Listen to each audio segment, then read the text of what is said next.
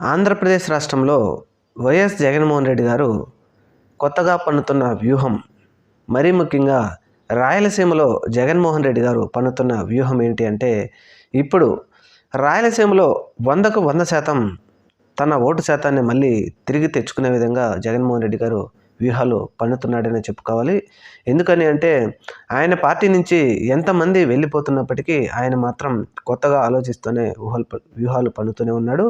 అలాగే కాంగ్రెస్ పార్టీలో ఉన్నటువంటి చాలామంది మేధావులు, సీనియర్ నాయకులు ఇప్పుడు కాంగ్రెస్ పార్టీ అధ్యక్షురాలతో తల బొప్పి కట్టి వారి కోసమో లేకపోతే వారి రాజకీయ వారసుల కోసమో రాజకీయ ఆరంగేటం తప్పకుండా చేయాలి. కాబట్టి కాంగ్రెస్ పార్టీలో రాబోయే భవిష్యత్ తరాలతో భవిష్యత్తు లేదు కాబట్టి ఖచ్చితంగా జగన్మోహన్ రెడ్డి గారి వెంట నడవాలని ఒక ఆలోచన జరుగుతున్నట్టుగా చెప్తా ఉంది. మరి ముఖ్యంగా జగన్మోహన్ రెడ్డి గారి జనవరి 3వ వారంలో ఆయన జిల్లాల పర్యటన సందర్భంగా 15 నుంచి 25 మంది వరకు బడా నేతలు కాంగ్రెస్లో ఇన్ని సంవత్సరాల పాటు సుదీర్ఘంగా కాంగ్రెస్తో ప్రయాణించినటువంటి నాయకులు వైఎస్ జగన్మోహన్ రెడ్డి గారి ఆధ్వర్యంలో వైఎస్ఆర్ కాంగ్రెస్ పార్టీలో చేరనున్నట్టు విశ్వసనీయ సమాచారం.